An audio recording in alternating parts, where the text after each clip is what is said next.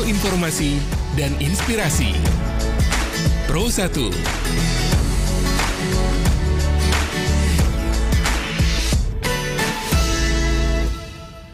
Assalamualaikum warahmatullahi wabarakatuh. Selamat sore pendengar. Senang sekali saya Zulangkasa bisa hadir kembali untuk edisi hari ini di Kamis 16 Maret 2023. Dan pendengar, mengawali jumpa kita untuk sore hari ini, kami akan mengajak Anda untuk mengikuti Jaksa Menyapa. Dan tema kita untuk edisi Kamis hari ini yaitu urgensi pendataan dan sertifikasi objek wakaf oleh Kejaksaan RI. Dan pendengar, dialog Jaksa Menyapa selama 60 menit ke depan ini Anda akan ditemani oleh Bung Denny Pribadi Yusman. Kanal informasi dan inspirasi. Pro 1.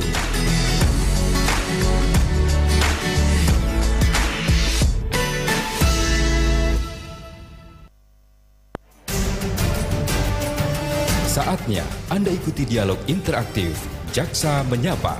Ruang khusus untuk memperoleh pencerahan, solusi tentang keluhan, permasalahan hukum yang Anda hadapi. Jaksa Menyapa juga memberikan informasi secara tepat dan akurat dalam menyikapi berbagai isu penegakan hukum baik di tingkat lokal maupun nasional. Inilah Jaksa Menyapa. Inilah Jaksa Menyapa.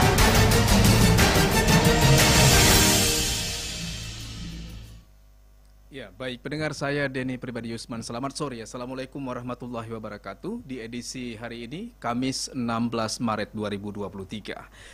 Spesial pada sore hari ini saya bersama tamu dari jauh, ibu kota tetangga Lok Sumawe. 3 jam dari Lok Sumawe arah timur, yaitu dari kota Langsa. Ada 3 orang narasumber sore hari ini, pendengar yang hadir bersama kami di studio dalam dialog Jaksa Menyapa. Saya coba sapa juga narasumber yang sudah bersama saya saat ini di studio dari kota Langsa. Yang pertama ada Pak Muhammad Daud Siregar SH MH, Jaksa Fungsional Kejari Langsa. Siap. Assalamualaikum. Waalaikumsalam warahmatullahi wabarakatuh. Pak Selamat Daud siang. ya. Okay. Siap, saya Muhammad Daud Siregar SH MH. Baik. Jaksa Fungsional Kejari Langsa. Baik. Ini pertama sekali ke Lok Sumawe atau bagaimana? Oh enggak, kita sudah beberapa kali melakukan siaran Jaksa Penyapa ini, Pak. Baik. Sudah. Yang kedua ada Pak Erwis A. PTNH, Kepala Kantor Pertanahan Kota Langsa. Assalamualaikum, selamat sore Pak. Waalaikumsalam warahmatullahi wabarakatuh. Baru pertama ke Lok Sumawe Pak? Sebelumnya? Sudah sebelumnya juga. Yang ketiga ada Dr. H. Hasanuddin MH, Kakan Kemenak Langsa. Assalamualaikum Pak. Assalamualaikum Pak Hasan. warahmatullahi wabarakatuh. Ya, sehat Pak ya? Alhamdulillah. Dari jam berapa tadi ke Lok Sumawe ini Bapak-bapak semuanya? Jam 9.10 gitulah bergeraknya. Sudah bergerak ya. Bagaimana suasana di jalan? Macet? Padat? Aman terkendali. Aman. Padatnya pas jam pulang sekolah. Jam pulang sekolah ya? Siang ya? Siang. Baik, pendengar dialog Jaksa Menyapa. Topik sore hari ini, urgensi pendataan dan sertifikasi objek wakaf oleh Kejaksaan Republik Indonesia. Nah, bagi warga Langsa, Anda warga Langsa yang mendengarkan perbincangan ini, juga bisa Anda simak perbincangan ini lewat tayangan video kami di channel YouTube @RRI Lok Sumawe Official, atau mendengarkan siaran audio kami juga di aplikasi resmi RRI di RRI Play Go. Anda pendengar kami juga boleh telepon jika nanti ada yang ingin Anda pertanyakan, dan kami sediakan tentunya sambungan telepon murah ya, by WhatsApp Messenger atau WA di nomor 0811 67 15893. Tentunya tentang wakaf ya. Jangan melebar kemana-mana. Dan jika tidak ada pertanyaan, maka Anda cukup mendengarkan perbincangan ini. Siapa tahu dengan mendengarkan perbincangan ini Anda bertambah wawasan. Amin. Amin ya rabbal alamin. Baik, saya mulai dialog Jaksa Menyapa ini tentang urgensi pendataan sertifikasi objek wakaf oleh Kejaksaan Republik Indonesia. Siapa yang mengawali narasi awal ini? Boleh dari Kejaksaan mungkin? Boleh, silakan. boleh. Sebelum saya tanya jawab nanti ya. Siap, siap. Apa nih yang mau kita jelaskan dulu Ya, dulu? tentu soal urgensi pendataan, sejauh mana pendataan saat ini, kemudian peran dari jaksa sendiri terhadap Baik, terima kasih. perwakafan. Baik, terima kasih Bapak. Jadi urgensi kejaksaan melakukan pendataan ya objek wakaf dalam hal ini khusus tanah itu punya nilai pertama, nilai edukasi. Nilai edukasi ini kita sampaikan kepada masyarakat agar niat baik yang muncul dari masyarakat itu dapat terlaksana dan terpelihara. Jadi dalam hal ini khusus objek tanah wakaf, bagaimana cara agar objek tanah wakaf ini bisa dikelola, ya kan? Itu yang pertama. Kemudian terdaftar di instansi pemerintah, kemudian bisa berdaya guna bagi masyarakat sekitar yang menikmati tanah wakaf. Ya. Itu pertama dari sisi edukasi. Edukasi. Okay. Undang-undang negara dan juga mengatur ya. Iya. Tentang wakaf ini. Undang-undang nomor 41 tahun 2014, kalau tak salah saya. Nomor 41 tahun 2014. 2004. Oh 2004. Sorry, 2004. Ya. Nomor berapa tadi? 41 tahun 2004. 2004 ya. Tentang wakaf. Tentang wakaf ya. Mungkin boleh dijelaskan ini, Pak Daud, silakan. Baik, itu tunggu dulu. Tadi kan fungsi edukasi. Oh, fungsi edukasi. Yang kedua kita punya fungsi pencegahan. Fungsi pencegahan ini jangan sampai nanti di tengah masyarakat ada terjadi konflik, ya. Konflik baik itu konflik antara keluarga yang telah mewakafkan, ya, dalam hal ini ahli waris dengan pengelola tanah wakaf maupun konflik masyarakat dengan pengelola tanah wakaf. Yang kemudian kita juga punya fungsi antisipasi agar pendaftaran tanah wakaf ini memenuhi seluruh syarat yang ditentukan oleh undang-undang. Seperti itu. Jadi fungsi besarnya dua, edukatif dan preventifnya. Seperti itu. Kalau fungsi ketiganya ya represif, ya penegakan hukum. Cuma kalau kita berharap ya jangan sampai ada hal-hal begitulah tindak pidana yang terjadi. Ya. Pak Erwis, ya. Pak Erwis, saya ke Pak Erwis, Kakan Pertanahan Kota Langsa. Bagaimana kantor pertanahan melihat kedudukan dari tanah wakaf ini? Baik, terima kasih. Di Langsa apa banyak juga ininya? Lumayan. Okay. Mungkin sedikit saya awali ya. Tanah wakaf ini kan sebenarnya kan tanah yang dikelola oleh Depak, yaitu adanya inisiatif dari masyarakat untuk menyerahkan tanah itu untuk kepentingan agama sebenarnya ini. Jadi lebih khusus ke kepentingan agama dan supaya teratur itu dikelola oleh Depak. Okay. Nah, sebenarnya kalau tanah ini di kota-kota besar juga bisa dimanfaatkan lagi, dikembangkan lagi sebenarnya. Jadi kalau tidak harus ada tanah itu mati di situ, istilah tidak bergerak, tapi bisa difungsikan lagi. Yeah. Jadi makanya supaya tidak melebar kemana-mana dikelolalah oleh Depak.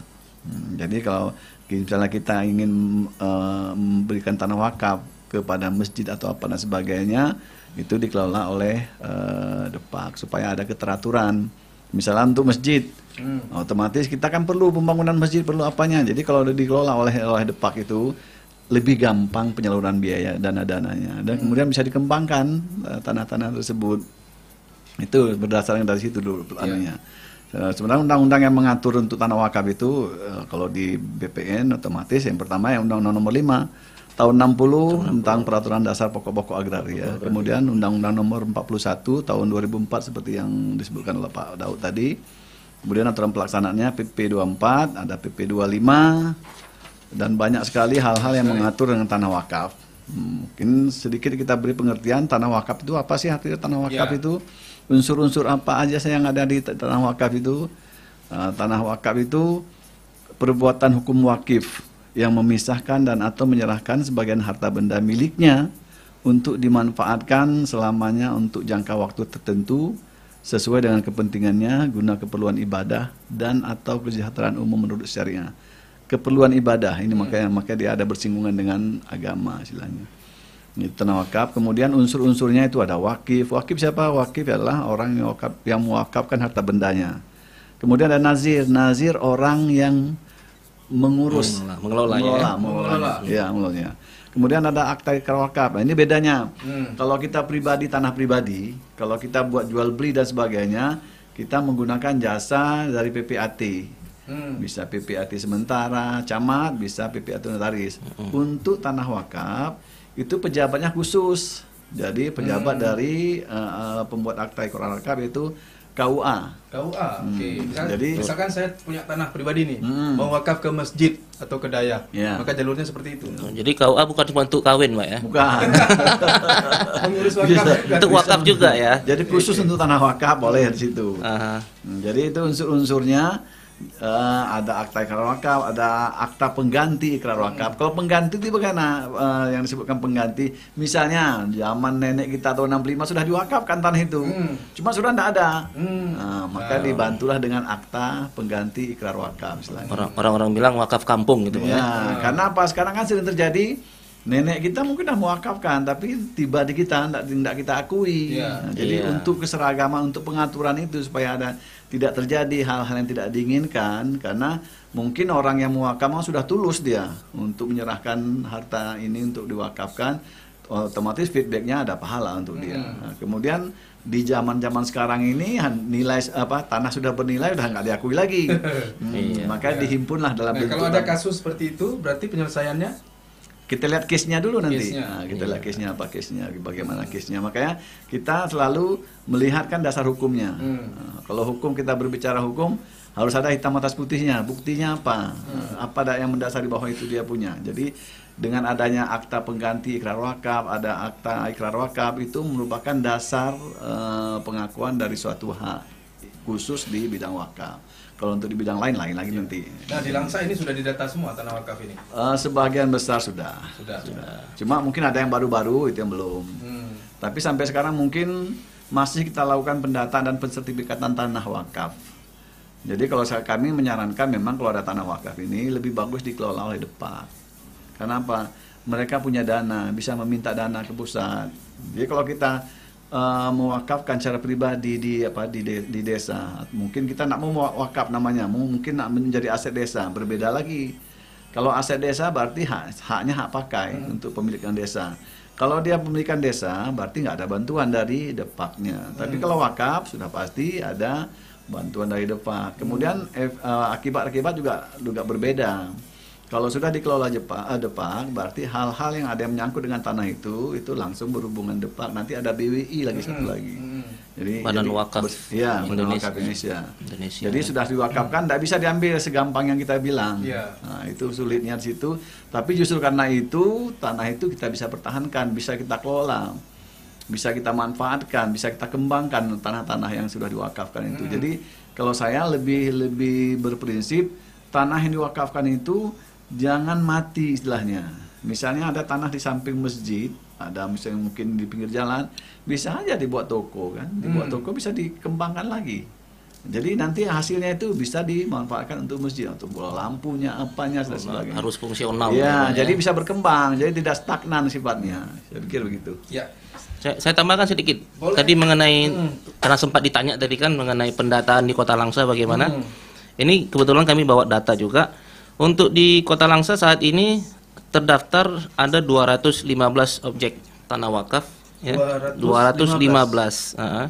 Itu pembagiannya yang sudah bersertifikat 179, yang belum selesai sertifikatnya 13, yang ditunda karena tanah belum dipecah itu 1, dan yang belum bersertifikat 22. Yang sudah sertifikat berapa tadi? 117. 179. Nah, yang belum selesai 13, yang ditunda karena tanahnya belum dipecah ada 1, dan yang belum bersertifikat itu 22. Sementara untuk penggunaannya yaitu untuk pesantren ada 61 parcel ya, masjid 55, menasa atau musola 37, makam atau TPU 31, makam juga bisa Pak ya, berarti wakaf ya? Makam bisa ya? Semua. Sosial lainnya 21, balai pengajian 7, sekolah 2, tempat pembuangan akhir 1. Saya pikir tempat pembuangan akhir cuma sumbangan Pemko. Rupanya boleh juga wakaf Pak ya? Tergantung kita mau membuat mana. Untuk apa ya? Ya, bisa. Ya, itu data ya Pak, 215. 215 ya? Iya. Yang sudah di Langsa yang sudah di bersatu tanah wakaf. Yang terdata. Yang terdata ya. Kami Saya pikir ini tidak di sini, nanti artinya bila perlu nanti dari hari-hari bertambah lagi, terus ya. orang mau mewakafkan tanahnya, karena itu banyak keuntungan yang didapat dari hasil wakaf itu sebenarnya. Iya. Nah, sekarang Pak Hasan ya, Dr. Hasan MH. Dr. Andes. Dr. Andes. Oke, sorry ini dokter. Dr. Andes ya. Iya. Oke, DRSH Hasanuddin MA ya. Oh, MH. Kakan Kemenak Langsa. Tadi ada penuturan dari Pak Erwis bahwa lebih baik tanah wakaf ini dikelola oleh Kemenak. Ya. Bagaimana? Sudah mulai dikelola di Langsa, Pak? Ya, terima kasih. Sebenarnya Kementerian Agama itu bukan mengelola tanah wakaf, tetapi dia itu Urusan haji. enggak, dia yang mengelola tanah wakaf itu adalah nazir. Nazir bukan di bawah Kemenak. Bukan di bawah Kemenak, dia itu nazir yang ditunjuk oleh wakif. Kemenak mengesahkan. Oh, Kemenak Atau mengesahkan. nazir itu disahkan oleh. Berarti harus ada badan independen. Ada independen Yang di luar Kemenak tapi di luar disahkan oleh Kemenak. Disahkan oleh Kementerian Agama. Jadi Kementerian Agama itu berfungsi melakukan pelayanan, pembinaan dan pengawasan supaya tanah wakaf ini tidak beralih fungsi dia. Persoalan tanah wakaf ini makanya tadi itu urgensi penataan dan sertifikasi tanah wakaf ini kan soalannya kan tanah nggak bertambah, tetapi orang terus bertambah. Kemudian di sisi lain semangat masyarakat hari ini dengan orang-orang tua kita terdahulu kan beda, ya kan? Kalau orang dulu kalau udah wakaf tuh betul-betul wakaf, nggak ada diungkit-ungkit balik. Tapi dalam perjalanannya nanti seiring dengan perjalanan waktu, Anak cucunya yang ribut ya. anak cucunya yang menggugat kembali. Yes. Itu ada kasus-kasus itu. Dan karenanya hari ini kami sangat bersyukur karena tidak lagi sendiri kami. Iya, Kalau dulu kami sendiri, tapi hari ini kami dah bersinergi dengan kejaksaan dan dengan Siap. BPN, subhanallah. Iya. Jadi alhamdulillah ke depannya akan lebih bagus lagi. Kemudian kembali ke tadi, untuk proses pensertifikat ikrar wakaf ini itu dilakukan oleh Kepala KUA, karena Kepala KUA itu ada dua fungsi besar dia. Yang pertama dia itu disebut dengan PPN, yang kedua PPIW. Apa itu? PPN itu adalah pejabat pencatat nikah. Oh, Pejabat betul. pencatat nikah. Ya. Yang dibilang Pak Daud tadi, tidak hanya betul. nikah saja. Betul, itu Ya, ya. yang kedua sebagai pejabat pencatat ikrar atau wakaf. Jadi kalau nggak dibuat akte oleh Kepala KUA nggak sah wakafnya Wakaf itu. tadi. Makanya itu dua fungsi itu. Makanya ini kita perlu memberikan pencerahan pada masyarakat. Terus tadi supaya- padamnya ada apa namanya? Nazir ya? Nazir. Nazir. Nazir. Ini unsur dari mana Nazir ini? Nazir itu unsur dari masyarakat. Dari masyarakat. Jadi yang dikukuhkan gitu. yang dikukuhkan, disahkan Nazir Disahkan. itu oleh kantor urusan agama, oleh kepala kantor urusan agama, atau saat ini boleh juga disahkan oleh BWI, Badan Wakaf Indonesia. Ini seperti itu. Nazir itu boleh ditunjuk oleh wakif, Pak ya? Boleh ditunjuk oleh wakil. Boleh ditunjuk. Cuman dalam prakteknya biasanya Nazir itu ditunjuk kepala desa, imam desa, atau kadus atau imam dusun kan. Tetapi boleh masyarakat luas, siapa saja yang dipercaya oleh wakif, oleh orang yang mewakafkan hartanya itu. Kalau tadi imam desa atau imam dusun bukan orangnya tapi jabatannya ya. Kalau imam kan bisa berganti, Pak. Iya, Itu bagaimana? Bisa. Jadi nanti juga Nazir ini bisa diganti dia. Oh, bisa juga. Bisa diganti nanti dengan usulan. Oh, gitu. Ya. Diusulkan kan, diganti dia. Dia periode atau bagaimana? Enggak ada periode dia. Enggak ada periode. Enggak ada periode dia. Ya kan? Cuma ada persoalan kadang-kadang. Ini ketika kalau atas nama jabatan itu nanti terjadi pergantian kan? Iya. Apalagi nanti menyangkut dengan sertifikat di mana disimpan dan sebagainya. Maka tadi oleh Pak Kepala BPN dah menyebutkan tadi ini tentang kearsipan ini juga sebenarnya ini Tapi kenapa nggak misalkan lebih baik memang dikelola Kemenak saja, dikelola aturannya negara, seperti tanah itu. wakaf. Aturannya seperti itu. Jadi emang wakaf itu dikelola oleh Nazir.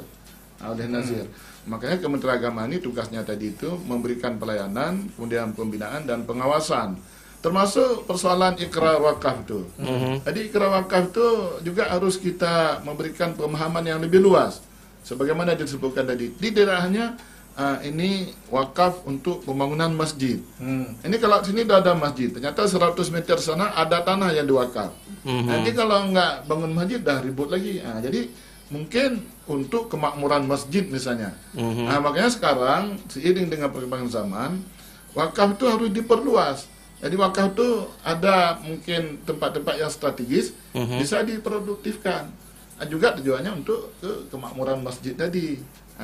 Itu barangkali. Walaupun sebenarnya niat wakifnya, misal tadi kayak kata Pak Erwis, bisa dibangun toko, disewain segala macam. Bisa. Walaupun niat semulanya untuk bangun pengajian gitu. Itulah makanya itu juga bagaimana nanti? Diperluas. Diperluas tadi ya. Diperluas, ikrarnya itu. Ikrarnya diperluas. Jadi saat mewakafkan tuh, ketika wakif itu hadir ke KUA di hadapan saksi dan nazir, itu diperluas. Makanya tugas kepala KUA juga untuk memberikan pemahaman, diarahkan. Betul. Jangan hanya untuk bangun masjid, tapi misalnya untuk kemakmuran masjid. Nah, kalau udah untuk kemakmuran masjid itu udah luas dia. Tidak kaku dia. Tidak kaku ya. Iya. Itu dia. Kalau sudah tidak kaku, bisa menghindari konflik pastinya kan gitu. Dan tidak menyalahi syariat. Yang paling penting itu tidak menyalahi syariahnya. Jadi nanti di sana bisa TTA, bisa dayah juga mungkin. Ini masjid besar, tapi tidak ada basis. Karena tadi ini untuk bangun masjid, bikin dayah nggak bisa. Karena ikrarnya untuk bangun masjid. Padahal di sini udah ada masjid, di sana ada tanah produktif, bisa dibangun dayah misalnya, atau sekurang-kurangnya TPA. Saling mendukung udah ada jamaah untuk mengisi masjid ini. Nah, makanya hari ini kita barangkali juga bersama-sama lah untuk mendakwahkan bahwa wakaf ini harus dikerahkan dalam pengertian yang lebih luas untuk pendidikan umat Islam. Karena masih kerap memunculkan konflik di tanah wakaf ini, seperti yang sempat dikemukakan oleh Bang Muhammad Daud tadi barusan ya. Ini bagaimana menurut kejaksaan ini? Apa solusinya untuk mungkin mengurangi konflik di tanah wakaf? Solusinya ya. Yang pertama ya ini tadilah solusi. Kita kumpul ini kan salah satu solusi nih. Ya kan, memberikan edukasi kepada masyarakat. Dan terus terang saya juga ilmu soal wakafnya kan masih rendah juga. Kebetulan pas sekali kan sambil berguru juga dengan Pak Erwis juga dengan Pak Hasanuddin kan. Jadi satu kemudian langkah selanjutnya kita sampaikan kalau misalnya ada ya kan ditemukan riak-riak di tengah masyarakat, kami di kejaksaan itu kan juga punya yang namanya pos penyuluhan hukum. Kami persilakan masyarakat yang ingin berkonsultasi ke kami ya untuk datang untuk membicarakan apa sih permasalahannya. Dan otomatis kami nanti juga harus berguru lagi kepada yang lebih ahlinya kan gitu. Kepadanya Pak Hasanuddin, ke Pak Erwis kan begitu. Tapi kita sebagai leading sektor memang intinya adalah edukasi dan pencegahan, memang seperti itu. Tapi kalau sudah terjadi konflik nanti, apalagi tindak pidana, ya sudah kita serahkan kepada penyidik. Seperti itu bagaimana? Karena memang tanah wakaf ini juga menjadi bagian dari item mafia tanah. Seperti itu. Dan kita kejaksaan konsen untuk membasmi yang namanya mafia tanah. Seperti itu. Makanya inilah nilai pentingnya kami mengangkat tema ini dan mengajak Pak Hasanuddin dan Pak Erwis untuk ikut nimbrung menyampaikan. Mungkin Pak Erwis bisa menambahkan Pak soal mafia tanah ini. Saya pikir backupnya itu tadi, itulah suratnya. Kalau kita sudah punya surat, sama kita seperti beli Honda, benda bergerak. Honda itu kita nyatakan kita punya apa buktinya? Ada suratnya, ada BPKB-nya. Jadi tanahnya juga begitu, tanah wakaf itu apa buktinya? Otomatis ikrar wakaf atau sertifikat yang kita pegang. Kalau itu sudah ada, otomatis konflik pertanahan bisa dicegah. Orang kalau mau menggugat tinggal baca aja, ini anunya, ini dasarnya saya punya, ini dasarnya sudah diwakafkan untuk ini. Buktinya apa? Buktinya selalu ke akta ikrar wakaf tadi atau sertifikat pada sisi akhirnya. Kalau itu sudah ada, saya pikir konflik pertanahan, sengketa pertanahan saya pikir bisa diredam. Kemudian saya kembali lagi mundur sedikit tadi, misalnya seperti pada bilang tadi yang mewakafkan itu nak mau dia ke toko atau apa. Sebenarnya kalau kita kaji-kaji, lebih kalau dia ke toko kan lebih bermanfaat, pahala itu tetap mengalir, bahkan lebih banyak mengalirnya kan. Nah, karena apa, duitnya itu asal jangan digunakan untuk hal lain. Tapi kalau untuk masjid kan mengalir terus dia, sampai kapanpun mengalir. Tapi kalau cuma di masjid Toh itu cuma dia. Tapi kalau dijadikan uang, bisa untuk selisihnya, bisa untuk pengajiannya, bisa untuk mushafnya dibeli. Ya, banyak sekali saya pikir. Itu yang paling dimaksud penting. dengan makelar atau mafia tanah itu apa, Pak? Sebenarnya kan pihak-pihak tertentu yang mengatasnamakan bahwa kepemilikan harta itu merupakan tidak sah dimiliki orang lain, lebih sah dia istilahnya. Jadi mengganggu stabilitas tentang pemegang hak atas tanah itu. Dengan cara mafia itu apa, cara bagaimana manipulasi data, otomatis data yang sudah ada dimanipulasi. Itu banyak sekarang. Banyak. Jadi kita bilang, oh ini saya punya, buktinya apa? Buat sporadik dari desa. Kita tidak bisa juga bisa menutup mata. Sporadik itu gampang sekali buatnya istilahnya. Jadi pembuktiannya kapan? Nah, dibuktikan dulu dengan surat-surat yang ada, di cross check. Batas tanah juga, Pak, ya. Tahu kita yang mana sih yang asli ini. Makanya tadi kalau ada akta ikrar wakaf, ada sertifikat, itu sudah membantu benda-benda wakaf ataupun harta-harta kita lainnya yang bisa kita tunjukkan bahwa keberadaannya ini, oh ini saya punya, ini dasar hukumnya, ini saya punya, ini dasar hukumnya, tanah wakaf ini dasarnya, ini dasar. Jadi kita selalu berpatokan kepada alas hak, itu kalau kami sebutkan itu alas hak, dasar surat menyuratnya, itu yang bisa membentengi dari mafia tanah. Kalau mafia tanah ini sebenarnya kan geng tertentu untuk melakukan manipulasi, Pak, ya. Terhadap tanah-tanah yang ada. Gitu, Paling banyak kejadian di Langsa ada, Pak? Saya pikir Langsa termasuk lumayan teratur lah ya. Lumayan teratur, Pak. Teratur. Nanti lumayan koma titik-titik. Teratur, Pak, teratur. Rata-rata bagus. Konflik-konflik ada. Karena kalau masalah pertanahan ini kita bilang nggak ada konflik, berarti bukan itu. Pasti ada konflik. Cuma kalau kita lihat konsentrasinya di Langsa sedikit kecil sekali. Mungkin salah terletak patok batas, Pak, ya. Dia bilang batasnya pohon kelapa katanya gitu kan. Ternyata bukan kan gitu. Dan kebanyakan yang menimbulkan itu dasar alas haknya yang nggak punya. Biasanya situ tuh. Kalau udah nggak punya dasar hak, mana suratnya? Orang kan bisa sering pancing-pancing itu kami gitu. Ahli warisnya, oh nggak ada kami wakafkan itu, suratnya mana? Jadi kalau kita bisa membuktikan bahwa ini ada surat sudah diwakafkan, orang nggak bisa bilang apa lagi. Tapi sekarang yang sering terjadi mungkin itu karena pihak nazirnya tidak bisa membuktikan, dari pihak kandepaknya tidak bisa membuktikan. Di situ yang sering terjadi mafia tanah. Bahwa itu sudah lengkap, saya pikir tidak akan terjadi. Jadi kami ingin menambahkan sedikit tentang pengalihan atau penyalahgunaan tanah wakaf. Nah, ini juga terjadi di tengah-tengah masyarakat. Yang pertama, penjualan tanah wakaf. Itu tanah wakaf nggak boleh dijual. Walaupun untuk masjid sendiri, misalnya tanah ini udah diwakafkan untuk masjid, ya kan, di seberang sana 100 meter atau 200 meter. Ini pihak nazir nggak boleh dengan serta merta langsung menjual tanah wakaf itu untuk bangun masjid ini, nggak bisa. Jadi ini untuk menjualnya harus seizin BWI, seizin sepengetahuan sampai Menteri Agama. Jadi tidak semudah itu yang pertama. Yang kedua, menyangkut dengan pengalihan penggunaan misalnya. Bentar, Pak Hasan, kita sambut penelpon. Oh, ada telepon. Ada yang telepon. Oke. Assalamualaikum. Waalaikumsalam, Pak. Izin bertanya, Pak. Oke, dengan siapa nih? Pak Sian dari Biren, Pak. Dari Biren. Oke, Pak Sian. Silakan, Pak. Izin, Pak, saya mau bertanya untuk Bapak Kepala Kantor Pertanahan, Bapak Erwis. Dan pertanyaannya, bagaimana bila tanah objek wakaf terkena pembangunan untuk kepentingan umum seperti untuk jalan, apakah negara akan mengganti tanah tersebut? Dan siapa nanti yang berwenang dalam pengurusan administrasinya, Pak? Baik, oke. Kalau kena ini ya, jalan, pembangunan jalan gitu ya. Tapi statusnya tanah wakaf. Tanah Begitu, wakaf. Pak, ya? Iya, siap, Pak. Benar, Pak. Baik. Itu saja, Pak. Baik, terima kasih, Pak Sian. Ya. Baik. Baik. Langsung saya jawab, Pak Sian ya, orang Biren ya. Kebetulan saya juga orang Biren, Pak nih. Oh gitu. Tugas di Langsa, Pak. Iya, home base-nya di Biren. Home base-nya di Biren. Baik, terima kasih atas pertanyaannya. Jadi apabila tanah wakaf itu kena ganti rugi, itu memang dibayarkan. Jadi apapun sebenarnya ganti rugi harus dibayarkan. Cuma perlakuannya tidak sama. Untuk tanah wakaf itu tidak boleh menerima uang ganti rugi. Oh, uang nggak boleh Pak ya? Nggak boleh. Jadi misalnya nilai berapa? Nilai 500 juta misalnya. Uang itu dibelikan tanah senilai 500 juta atau lebih. Jadi tidak boleh kita pegang uangnya.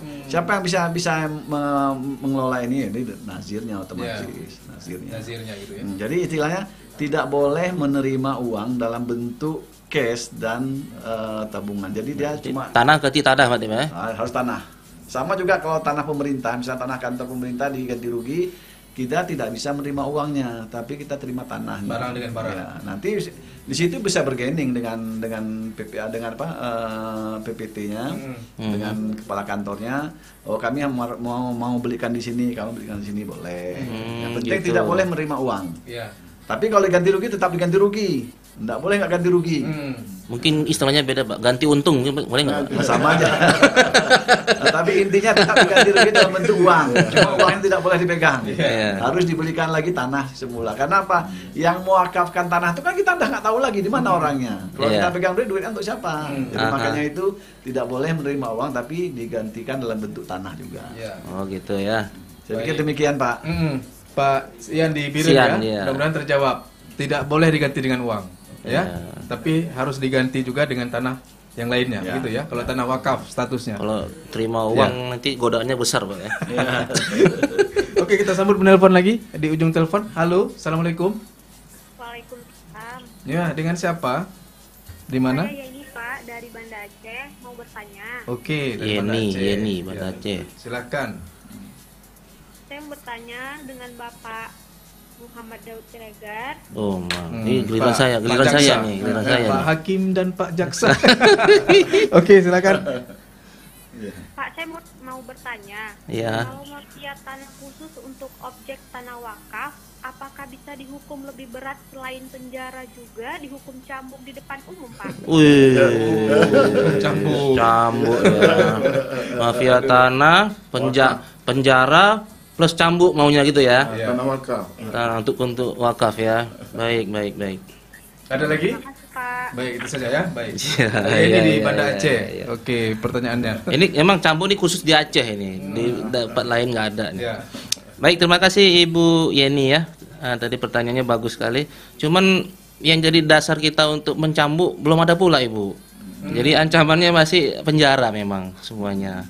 Ya, tapi kalau misalnya DPR Aceh menciptakan kanun ya yang khusus mafia tanah, sanksinya penjara plus cambuk, ya mau nggak mau kita laksanakan. Nah, seperti khamar, zina itu kita cambuk seperti itu. Nah, jadi untuk sementara ini belum ada. Belum bisa cambuk. Masih bisa apa? Perdata atau pidana? Pidana ini. Pidana, ya? Pidana badan lah. Penjara kan. Kalau cambuk belum lah. Baik. Belum ada.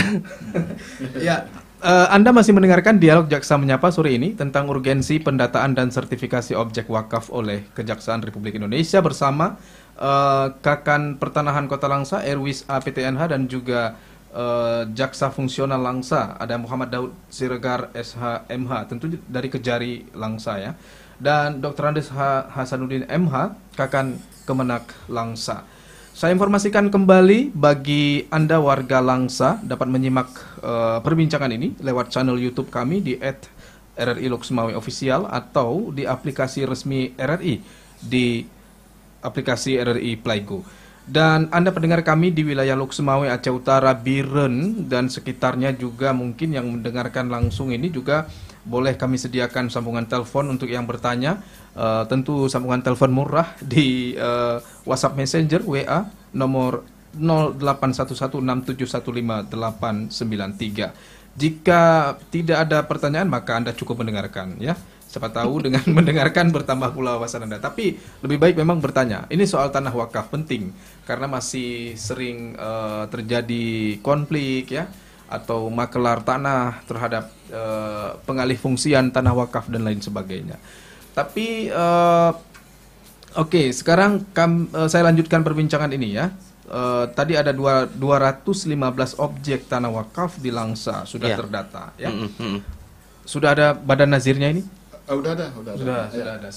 Jadi kami tambah sedikit tadi menyangkut dengan pengalihan fungsi tanah wakaf.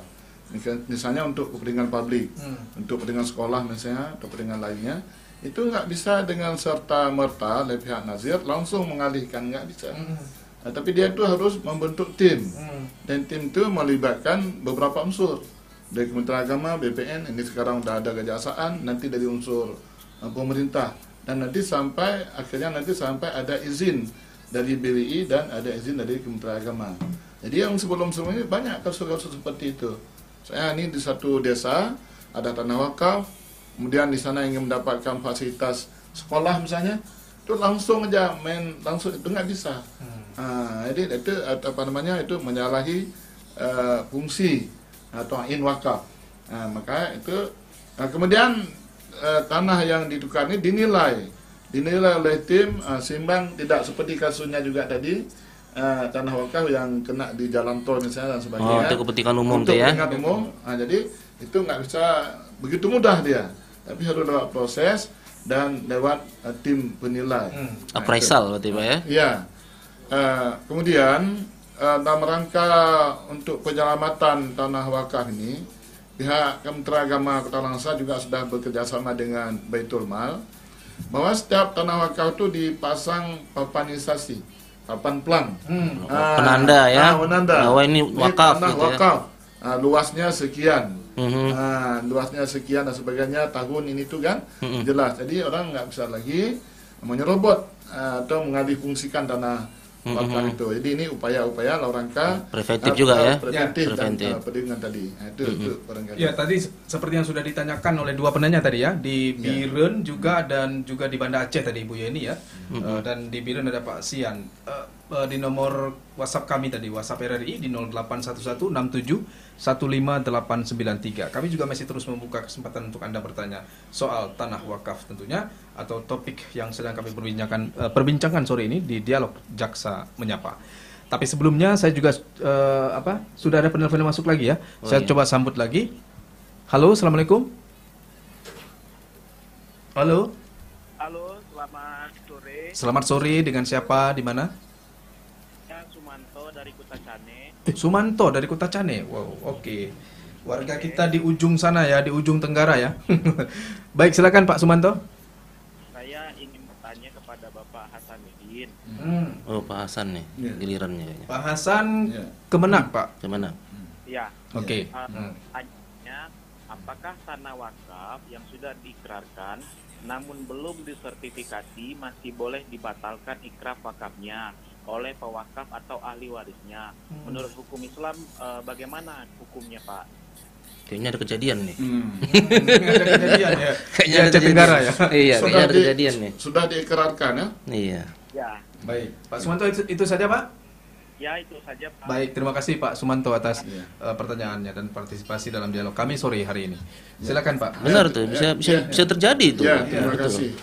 Makanya syarat-syarat wakaf itu kan diantaranya adanya barang atau tanah yang diwakafkan, kemudian tidak dalam tekanan, kemudian dalam keadaan sehat, mental dan fisik ya. Jadi kalau orang sakit, orang nggak bisa. Makanya sebelum dia mewakafkan, tentu dia sudah mempertimbangkan itu. Jadi ketika dia telah mengikrarkan wakaf di hadapan saksi, itu nggak bisa dibatalkan lagi. Nggak bisa batal lagi, Pak. Bisa. Beda dengan hibah. Kalau hibah bisa. Setelah kita menghibah 2/3 harta, nggak boleh lebih 2/3.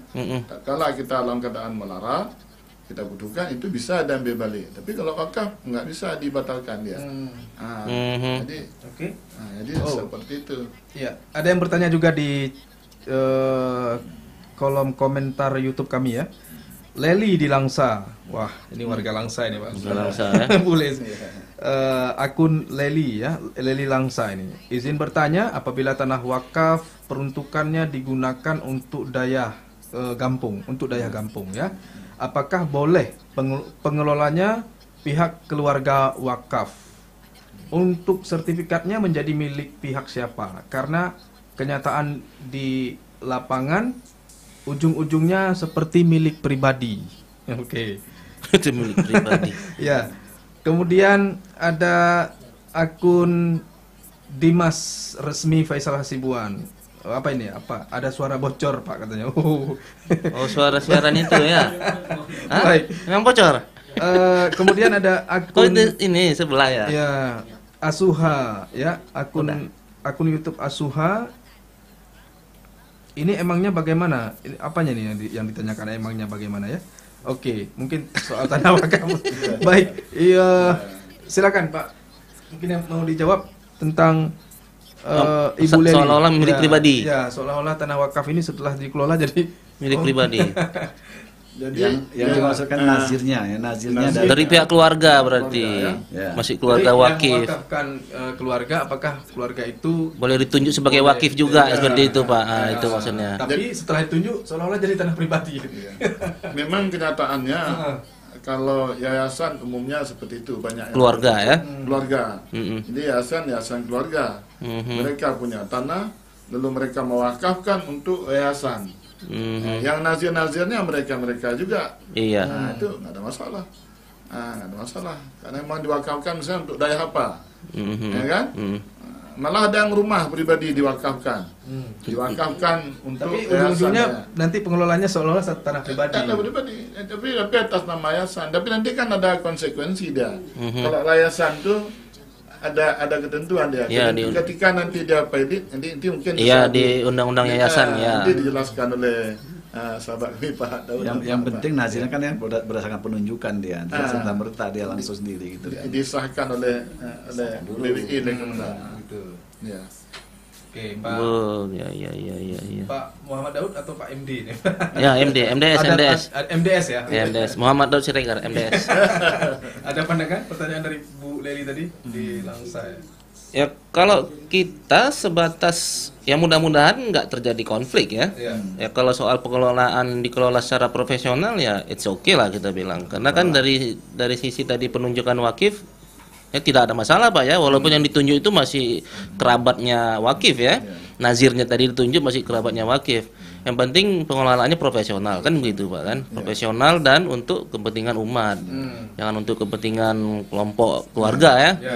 Seperti itu yang sih. jadi masalah kalau tanah itu dialihkan kepada pihak lain itu. Iya, itu dia. Atau salah gunakan. Banyak kasus seperti itu. Misalnya ada satu daya, ya kan? Ini ada daya. Jadi mereka ingin pengembangan. Jadi sehingga masyarakat di sekitar itu atau masyarakat luar itu ramai-ramai mewakafkan, beli misalnya. Tapi nazirnya tetap ini, tetapi kan udah ada dalam statuta orang itu mungkin dalam kesepakatannya ya, bahwa ini tanah yang diwakafkan ini benar-benar untuk kepentingan daya. Tapi kalau suatu saat misalnya udah untuk bisnis, tidak ada kaitannya dengan pendidikan daya, nah ini mungkin bisa dibatalkan. Berarti ini situasinya kesepakatan bawah tangan, belum dalam bentuk sertifikat ke dalam apa namanya diproses di BPN Pak ya. Kalau sudah diproses keluar sertifikat BPN, sertifikat wakafnya otomatis tidak bisa dialihfungsikan bentuknya kan begitu sulit nah kan begitu. Sebenarnya kalaupun tidak ada sertifikat ya tetap juga sulit. Cuma kadang-kadang mungkin data-data ini bisa dihilangkan. Tapi kalau sudah masuk ke BPN sudah didaftarkan di daftar umum agak sulit untuk menghilangkannya. Itu aja bedanya. Kalau masih sekadar bawah tangan ya masih memungkinkan ya seperti itu. Baik, ya. Jadi ada sedikit lagi tambahan dari kami dalam rangka perlindungan tadi. Iya. Ini juga banyak kasus-kasus tentang dokumentasi sertifikat asli. Ya kan? Jadi ini sebenarnya sertifikat itu memang dalam undang-undang itu dipegang oleh nazir. Nazir ya. Tetapi kalau nazir itu misalnya Pak Gesi dan Pak Imam, nanti kalau berganti Gesi dan Imam, nanti dikhawatirkan sertifikat itu nggak tahu di mana betul. Keberadaannya, penyimpanannya ya. Penyimpanannya. Jadi kalau sertifikat untuk masjid, musala, kuburan, kan? Itu di Kota Langsa dan saya rasa di Aceh seperti itu ada kebijakan. Itu disimpan di kantor urusan agama yang aslinya itu. Jadi yang fotokopinya dikasih ke nazir. Jadi kalau nanti hilang, kalau di kantor ini kan dia agak sedikit terjaga. Iya betul. Ada berangkasnya ya. Berangkasnya. Betul. Tapi kalau deposit depositnya ya. Tapi kalau untuk daya kayaknya agak sulit. Maka ini agak karena kita tidak ada regulasi untuk itu barangkali. Ini barangkali juga ke depan kita pikirkan lewat BWI tadi ya. Atau apa kan? Itu kayak mana yang sesungguhnya. Makanya sekarang kita ambil kebijakan yang memang nggak dikasih oleh Nazir yang asli, kita minta fotokopinya lah. Sekurang-kurangnya ada fotokopi. Betul. Kan? Sehingga nanti kalau hilang ada arsipnya di kantor KUA dan di kantor Kementerian Agama Kabupaten Kota. Kali itu. Betul. Ya. Saya kembali informasikan kepada Anda, pendengar kami yang mau bertanya, kami masih perbolehkan di perbincangan dialog jaksa menyapa sore hari ini soal urgensi pendataan dan sertifikasi objek tanah wakaf. Tentu di nomor telepon yang kami sediakan juga di WhatsApp Messenger ya. Telepon WhatsApp Messenger 0811671589 atau komen langsung di channel YouTube kami RRI Lok Sumawe Official. Ya, sembari menunggu untuk perbincangan selanjutnya, kami saat ini akan rehat sejenak ya dengan lagu hiburan berikut ini.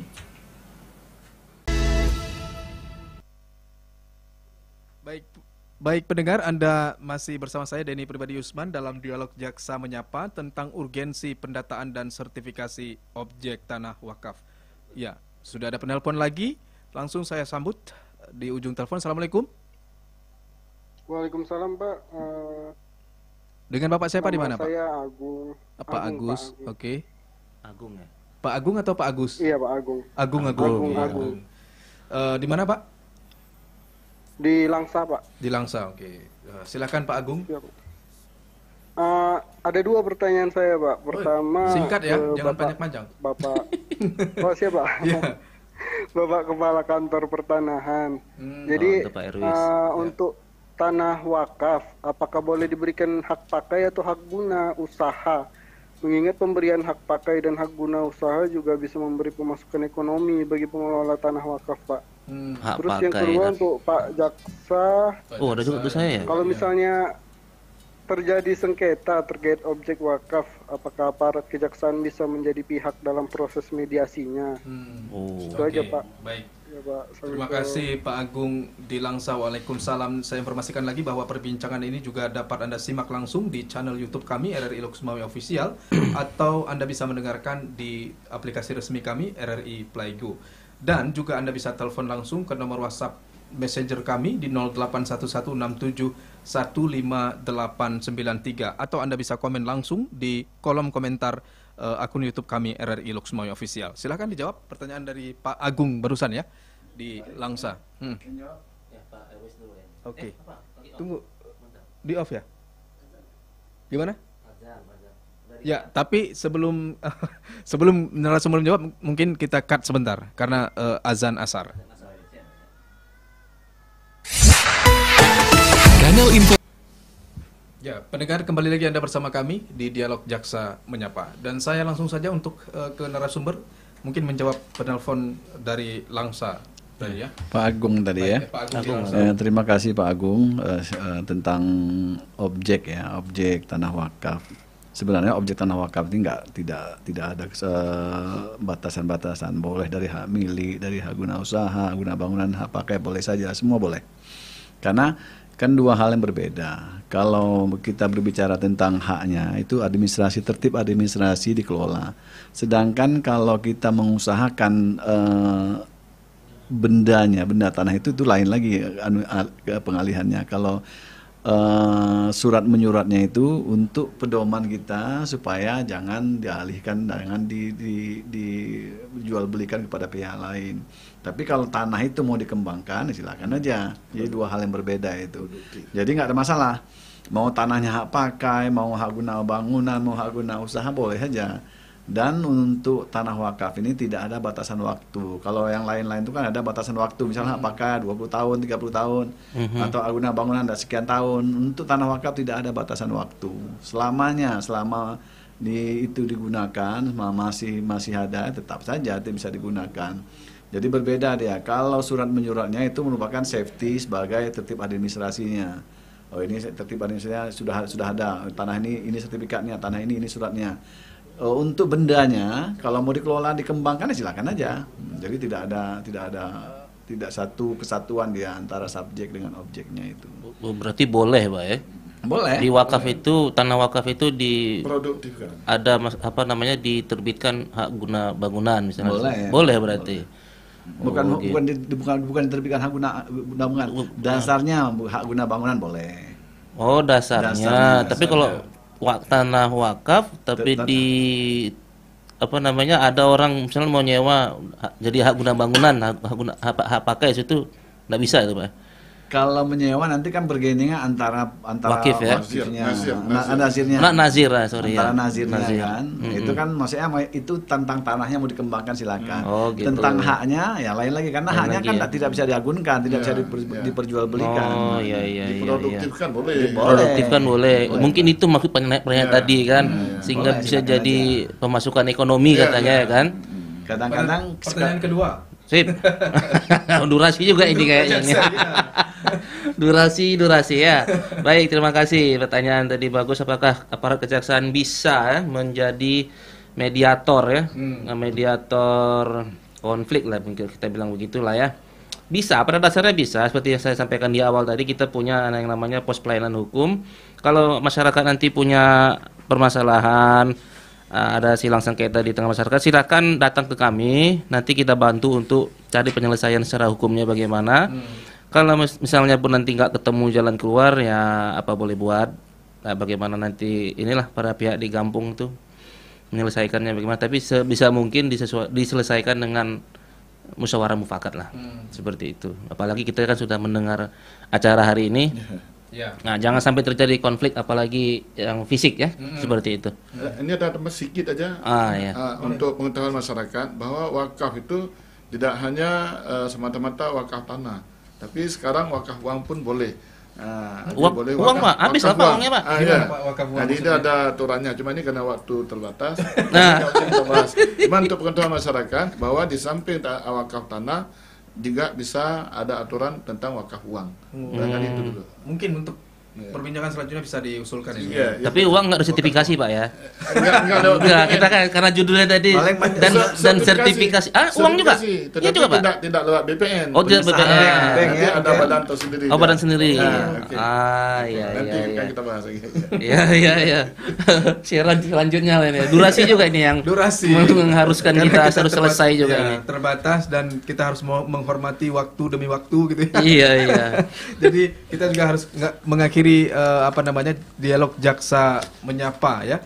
Saya pertegas lagi bahwa tujuan wakaf adalah sama seperti bersedekah, yakni mencari pahala sebanyak-banyaknya. Namun bedanya dengan sedekah adalah manfaat wakaf dirasakan oleh banyak orang, sehingga pahalanya senantiasa mengalir meskipun pemberi wakaf dalam kurung wakif telah meninggal. Contoh wakaf yang sering dijumpai seperti wakaf masjid, wakaf properti, dan lain sebagainya. Terima kasih Anda yang sudah mendengarkan kami, baik di akun YouTube kami, RRI Loksmawe Official, atau yang mendengarkan kami di aplikasi RRI Playgo. Serta terima kasih juga Anda yang sudah berpartisipasi dan juga menelpon tadi di nomor WhatsApp Messenger kami 0811671589, atau Anda yang sudah komen langsung di kolom komentar YouTube kami di Biren, Banda Aceh, Aceh Tenggara, Langsa, dan juga Loksmawe tadi penelpon. Terima kasih. Dan saya Denny Pribadi Usman. Assalamualaikum warahmatullahi wabarakatuh. Waalaikumsalam warahmatullahi wabarakatuh. Terima kasih Anda telah mengikuti dialog interaktif Jaksa Menyapa. Partisipasi Anda membantu meningkatkan dukungan dan kepercayaan publik terhadap institusi penegak hukum.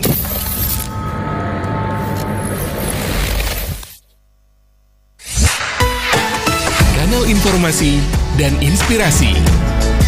Pro 1.